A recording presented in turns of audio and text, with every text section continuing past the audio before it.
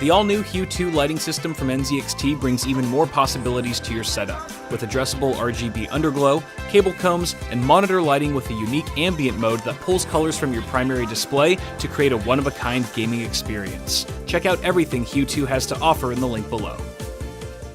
What's going on, guys? Welcome back to the channel. Today is quite exciting because we finally get to unbox these bad boys from NVIDIA. Two brand new GPUs based on the new Turing GPU architecture on the 12nm process.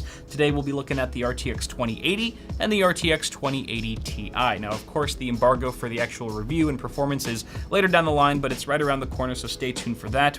We'll at least get to take a closer look at both of these cards today, which I'm pretty excited about because they did have them on display at the streaming event during Gamescom, but they were all behind glass and I couldn't really get my hands on them, so pretty stoked about that. Additionally, the RTX prefix on both of these cards, as most of us know by now, indicates real-time ray tracing capabilities, which is going to give us more realistic images in regards to how light behaves, shadows, reflections, that sort of thing. NVIDIA has already shown us a bunch of impressive demos so far, and of course there's other questions to consider about this launch, like what kind of performance cost will be incurred from enabling RTX, or what about the actual raw performance of these cards? Is that going to be, is RTX alone going to be enough to justify the sort of hefty price tags associated with this launch? So we'll discuss that a little bit more later on, but for now, let's just take a look at the cards, starting with the RTX 2080. I'm going to leave this bad boy, the Ti, for later. We'll save that one for last. Nice little packaging, very, very familiar from the 10 series launch. Bada bing, bada boom.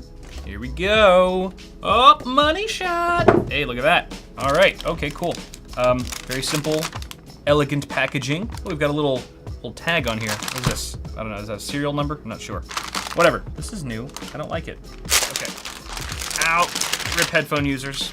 Not the kind of plastic peel that we want here. So here she is, RTX 2080 in the flesh. Man, it's quite heavy. This feels a little bit heavier actually than the predecessor GTX 1080. You've got the sort of dual fan design here, totally ditching that blower style enclosed shroud. I should also mention that this Founders Edition card, all the Founders Edition cards, as far as we know, are factory overclocked by NVIDIA. So they're actually operating outside of the reference spec for the first time. I believe the base and boost clock here is 1515 megahertz and 1800 megahertz respectively. We've also got 2944 CUDA cores. The card features 8 gigs of GDDR6 memory on a 256-bit bus. That's at 14 gigabits per second, giving us a total of 448 gigabytes per second of memory bandwidth. TDP is 225 watts. You can also see that we've got a 6-pin and an 8-pin power connector right there. So definitely a little bit more than the GTX 1080 with its single 8-pin plug. This is obviously the side of the GPU that most people will see once installing it in their systems, and you've got your GeForce RTX branding there that's going to be illuminated in green once it's powered on. You've also got like black coated heat sinks. I don't know if it's powder coated or whatnot, but the actual fin stack is nice and black. Kind of gives it a cool stealthy vibe as opposed to your traditional silvery, unfinished aluminum. And you've also got, again, these fans. I believe they're, I don't know, let's measure these fans really quick. 90 millimeter, okay, I think that's what I suspected. 90 millimeter fans, and you've got this sort of large gap in the middle with the RTX 2080 branding there as well. On the back, you've got your RTX 2080 branded backplate, which is nice and silver, kind of, I believe this is aluminum as well. We also have sort of a unibody design, like the backplate almost looks like it seamlessly connects to the front of the shroud. It's definitely a nice, refreshing change from the previous Founders Edition cards. Those were getting a little bit repetitive, so NVIDIA really did shake things up for this launch. And when I first saw this card, I was like, where the heck is the SLI finger? It's actually under a cap now. There's a sort of cap that's integrated to be part of the design of the card that you just pull out like so, toolless and stuff. And there's your redesigned NVLink SLI bridge. So you can do up to 2-way SLI with these cards.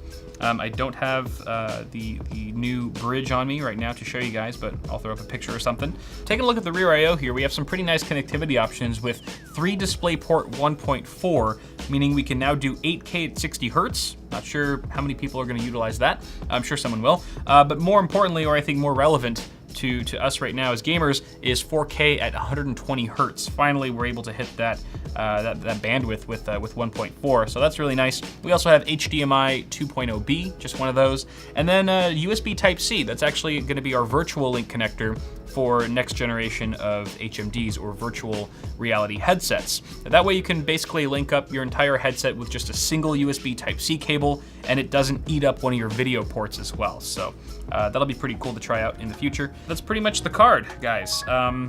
Should we move on to the RTX 2080 Ti? Yes, we should. I answered my own question. I wasn't really asking you. It was rhetorical. Now, coming from the RTX 2080, you probably won't see a whole lot different on this card. A lot of the same here. Oh, that never gets old though. Oh, and there it is. Hey, this one gets plastic wrap on it. What? Look at that. Showing your TI privilege right now, Mr. Card. There it is. Now, I already looked at the spec sheet and stuff, so I kind of already know this going in, but I just want to verify in person, now that I've got the cards here, they are in fact the exact same dimensions in every way. Length, width, and height. I guess you won't run into any clearance issues with one if you can avoid them with the other, so good to know. Same set of I/O. The I/O is referenced here, so that's not going to change unless we see an add board partner fiddle with it. I mean, physically, the card is exactly the same as the RTX 2080 with just a couple minor exceptions. Of course, you've got the branding difference with the TI there, and also the power delivery requirements. You've got 2 8-pins compared to, again, an 8-pin and a 6-pin on the RTX 2080. So that also makes sense because the RTX 2080 Ti does have a slightly higher TDP of 260 watts. I guess I should also run down some of the basic specs here since I did it for the RTX 2080. We have 4,352 CUDA cores, a base and boost clock of 1,350 and 1,635 megahertz respectively. Again, this is factory overclocked by NVIDIA. And we also have 11 gigabytes of GDDR6 memory at 14 gigabits per second on a 352-bit bus compared to the RTX 2080's 256-bit bus, and that gives us a total of 616 gigabytes per second of effective memory bandwidth. Okay, all right, so I think we've oogled over these cards long enough here. They are very pretty, I'll give them that, but let's briefly talk about this launch, wrapping this video up here. Let's talk about this launch and what makes it so different than other launches we've seen from NVIDIA in the past. For starters, if I'm talking about myself personally, if I'm dropping a few $100s on a high-end graphics card, I usually care way more about performance, about raw FPS loving performance than I do about, you know, something like ray tracing technology and better image quality and things like that. And I feel like a lot of gamers feel the same way based on all the social media posts and the forum posts that I've read over the last few weeks. I think we're all kind of on the same page in that regard. Not all of us, but I think the majority of us. And so if that's the case, then let's look at the facts. The GTX 980 launched at an MSRP of $549. And then the GTX 1080, its successor, launched at the same price of $549. But it completely annihilated the GTX 980 in terms of performance. 30 to 40%-ish on average was the sort of uplift that you saw from that 10 series card. It was phenomenal. And now we have the RTX 2080 replacing the GTX 1080, which is not the same price. It is $150 more expensive, starting at $699. So the RTX 2080 has a lot to prove right now.